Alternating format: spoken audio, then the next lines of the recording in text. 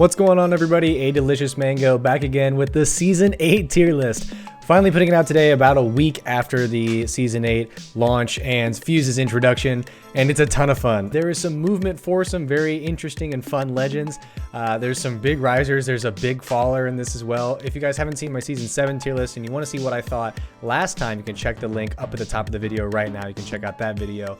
And if you're not subscribed already, please do go ahead and hit subscribe. Of course, we have Apex content, and I'm really loving Season 8. So if you want to watch me play live and go up to Apex Predator on PC, you can go and check me out over on twitch.tv. The link is in the top of the description. But without further ado, the Season 8 Apex Legends tier list. I believe there are 5, count them, 1, 2, 3, 4, 5 tiers of people in this game. There's 5 tiers of legends. There's some that are far and above the best. There's some that really could use some help. And there's a large middle class, which I think is great for a game like this because you want every legend to be somewhat viable, and even the worst legends have opportunities to be really strong in this game. Let's not hide it anymore. We all know who the best legend in the game right now is. It's of course Caustic. Caustic is far and away the best legend in the game. He has the fortified hitbox, so that means, yes, he's bigger, but he takes 15% less damage per shot. That's a great starting point. His gas, as you guys know, last season, they got rid of the blurred animation, so you can actually still see kind of through the gas. I mean, it's not perfectly see-through, but your vision doesn't get completely blurred if you're an enemy or a friendly going through some caustic gas, but it does more damage. And I actually think that more damage made him much stronger than the blurred vision. Blurred vision was annoying, but at least it wasn't going to kill you this fast.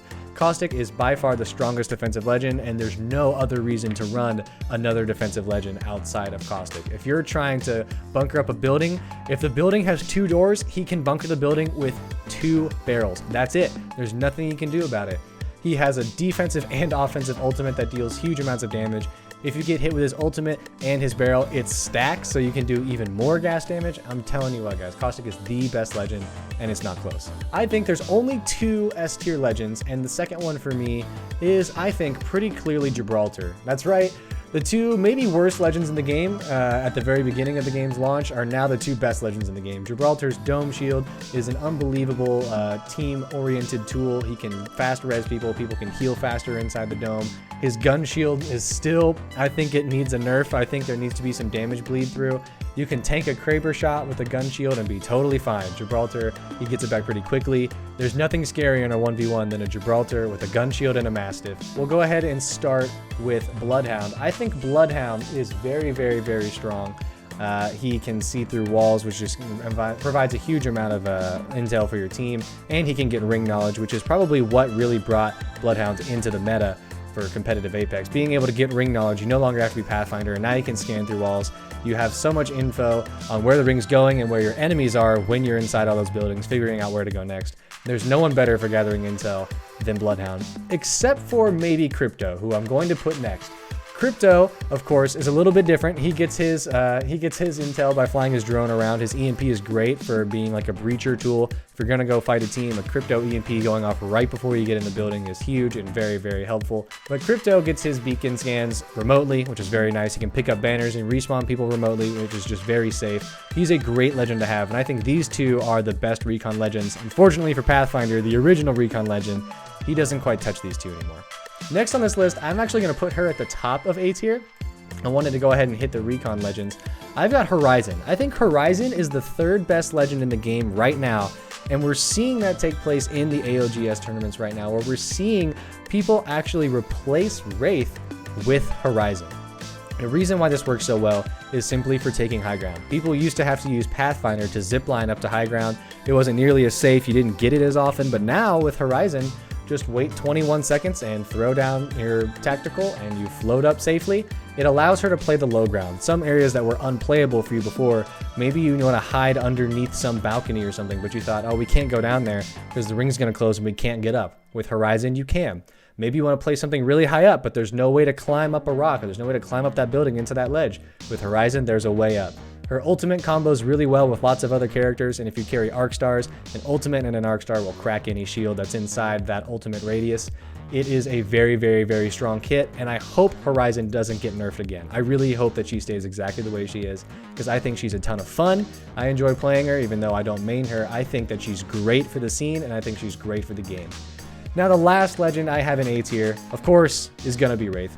She still has probably one of the all-around best kits in the game. Her passive warns you for being aimed at, so that's information for your team. Her tactical, while not the get-out-of-jail-free card it used to be, does help you escape bad situations, albeit with a little bit of charge-up time now. It lasts longer from the Season 5 update, so now you can run for a further distance, which kind of makes up for that charge-up time. And her portal is still, to this day, the only completely safe way to get from point A to point B in this game. If there's a free building and you've got a Wraith, that Wraith should be teleporting you from that building to your new safe building, and there's no better way to rotate than with Wraith. What people are finding when replacing her with Horizon is that Wraith maybe isn't as necessary, but Wraith is still a great addition to any team in this game. No one can take care of your team as far as rotating better than a Wraith does. Now we get to B tier, and B tier I think is pretty interesting. We'll start with Pathfinder. Pathfinder desperately needs some sort of passive buff. I don't think his passive is very good at all anymore. His passive used to be that he could scan beacons and get ring knowledge, but now with Bloodhound and Crypto having that, they added to his passive that it gives him automatically his zipline. So it charges his zipline up to 100%, and at every beacon that you scan, you lose 10 seconds off that ultimate cooldown, which is pretty nice. But with Horizon, if you're using that zipline to get ultimate height, then why do you really need to use Pathfinder zipline if you can just use Horizon's tactical? I think he's in need of a passive rework. He's really in need of the low profile removal from his kit. As you guys know, Pathfinder, even though he's a large character, takes 5% extra damage with each bullet, and leg shots count as a body shot for low profile characters, which is horrible for Pathfinder because, as you guys know, he's mostly legs. He's a lot of legs. They're kind of spindly, so they're hard to hit, but when you hit them, it deals a lot of damage to them. I don't think Pathfinder's going to see a lot of play in very many games in the highest level anymore until they remove that. Then maybe we'll see him back again. He's still probably the best mobility legend in the game, but it's tough for him being so big and so fragile. I'm actually going to put Bangalore next. We're actually seeing Bangalore, mainly just from Shiv FPS, you guys know, probably the best Bangalore out there, that she's relatively viable in lots of situations. Now, if you're going to play Bangalore in a competitive setting, you're going to have to play on the offense. You're going to need to be trying to get some kills because she's not going to be very helpful for defending a building. Her best attribute is her passive. The ability to have double the speed or 40% plus 40% speed when you get shot at is really, really nice. The smoke grenades are great. You can smoke yourself. You can smoke at the enemies. You can do lots of things to cover yourself or stop line of sights or help you to push or help you to run. And her ultimate, I think, is great. I think her ultimate is really strong because it does a decent amount of damage and it stuns for a long time. But the big thing about it is it covers a wide area. So if you need to rotate, if you need to cut someone, if you need to get someone out of a choke point, her ultimate is a great tool for that and allows you to push through or block off an entrance for another opponent. I think Bangalore is actually much more useful now than people realize. I think more people could play Bangalore, and I think she's a really good legend. Next in B tier, I'm going to go ahead and put Lifeline. Lifeline is possibly the most annoying legend to fight outside of Caustic and Gibraltar, purely because if there's a Lifeline on the enemy team, and if the Lifeline is smart enough, it's almost impossible to take down an enemy team without taking down the Lifeline first. Her passive res gives your team an instant shield that can't be shot through, and it's pretty large. Of course, you can throw grenades around it or over it, but if you're a Lifeline, you can just sit where you can revive your teammates every time they get down. If you have a gold backpack, it's even scarier because now you're getting a shield and your teammates are going to be healed already by the time you get up. And it's a game changer. It really is. Having a Lifeline on the team when I'm playing ranked, I understand I need to shoot that Lifeline first, and I can't really push in until I down that Lifeline, or at least deal massive damage to it so she can't poke in and out of her shield and shoot me as I'm running up on her. Finally, in B tier, this is my first big mover. I think Octane is B tier, and I'll tell you why. It is all about the slide jump mechanic on the jump pad. When you crouch or if you slide into a jump pad now, it sends you with unbelievable velocity at a really, really, really strong trajectory angle, going more flat and across the ground. You get a ton of space. I've seen Octanes make some unbelievable plays now. Of course, if you just walk over the jump pad or if you punch the jump pad to go straight up, he has great height as well. But I'm really impressed with the horizontal velocity that you get when sliding across a jump pad. I think he's really strong. When you stim and slide across a jump pad, you go faster than probably the best Pathfinder grapple can, and you go further than the best Pathfinder grapple. He gets his jump pad every 60 seconds. For pushing, for getting new angles, for even just rotating through a scary area, Octane is actually really useful now. But of course, he's still Octane. You could still jump pad right into a fight and die.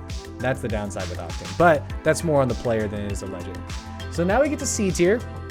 With C tier, these are legends that I think need a buff to really be anywhere near viable. They're pretty good, but I think that they need something to help them. Let's start with Revenant. I think he's the closest in C tier to go up to B tier. I don't really know how to balance Revenant because right now he already has an ability that can just basically take away an opponent's kit for 20 seconds and he gets 2 charges of it. That's pretty good, I think, actually, but it's kind of hard to hit it. Maybe they could up the tactical velocity, up the silence velocity. And his ultimate basically allows you to cheat death for a little while and get a free push.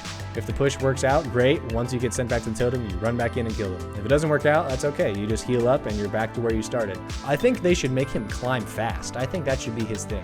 He should be able to scale buildings quickly. Like maybe give him a 30% increase to his climbing ability and let him climb some of these really tall buildings to get up there. That would make him a lot of fun. I think you'd see more play with him.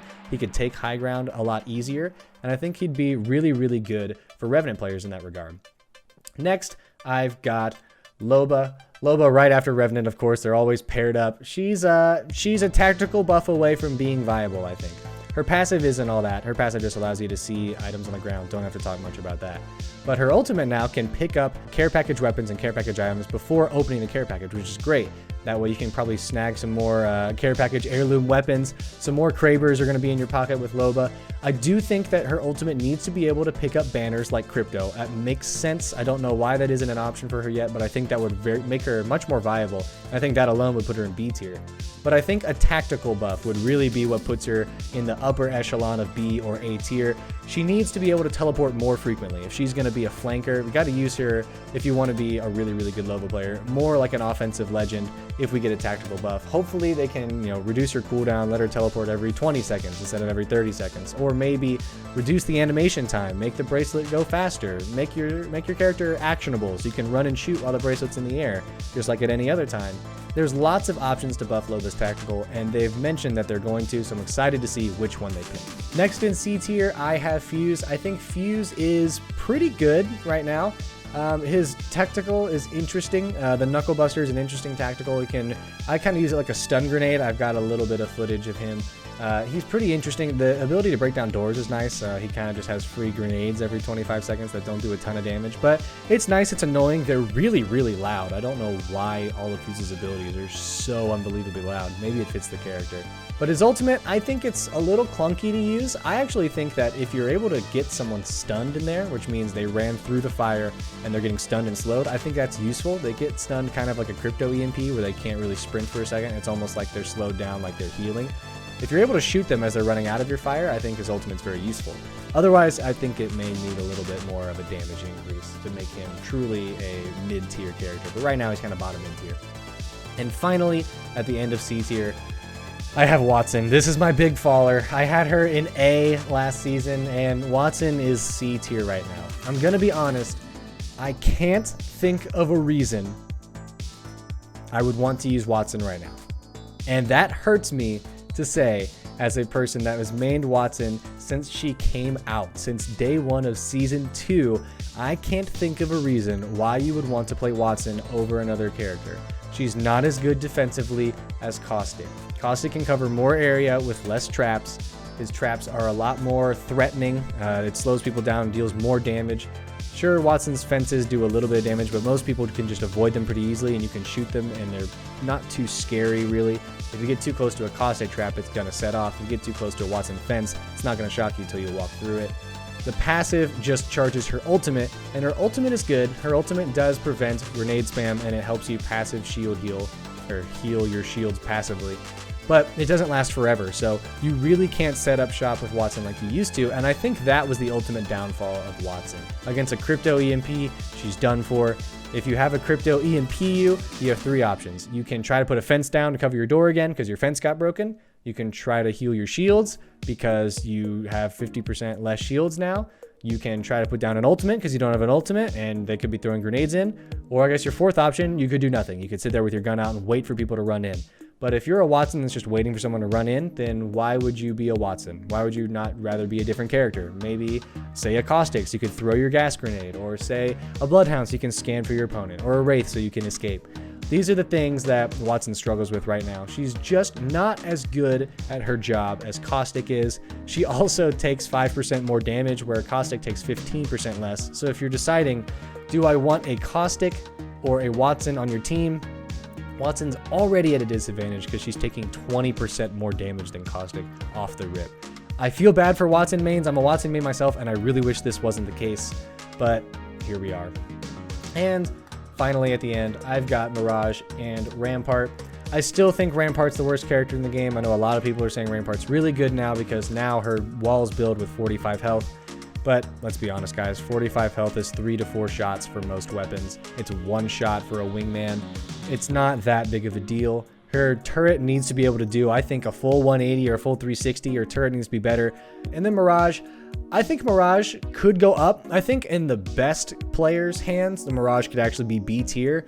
But just because of his lack of team viability, the invisible respawn is nice. The invisible revive is nice. But I just am not sure about Mirage yet. I think his clones maybe need to do a little more. I think if his clones had muzzle flash, like if you shoot your gun as the actual player and all your decoys shot a gun as well, obviously they didn't do any damage, but like had muzzle flash and made some sound, that'd be really scary, and that would be something that would be terrifying to go against. I think that would take Mirage maybe to B or A tier just because of the confusion you could cause. But I still think Mirage is probably one of the worst legends in the game, but he's not worse than Rampart, who I still think is the worst legend in the game. So guys, let me know what you think about my tier list. I put a lot of thought into this. It's very, very difficult to put Wattson so low. It was exciting to put Octane up. I'm excited to not have Octane as the worst legend in the game anymore. I think he's actually viable. I think he's got good things about him.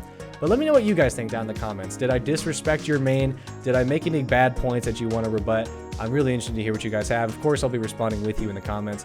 But guys, leave a like on the video if you did like it. Subscribe if you're not already subscribed, and I'll catch you all in the next video.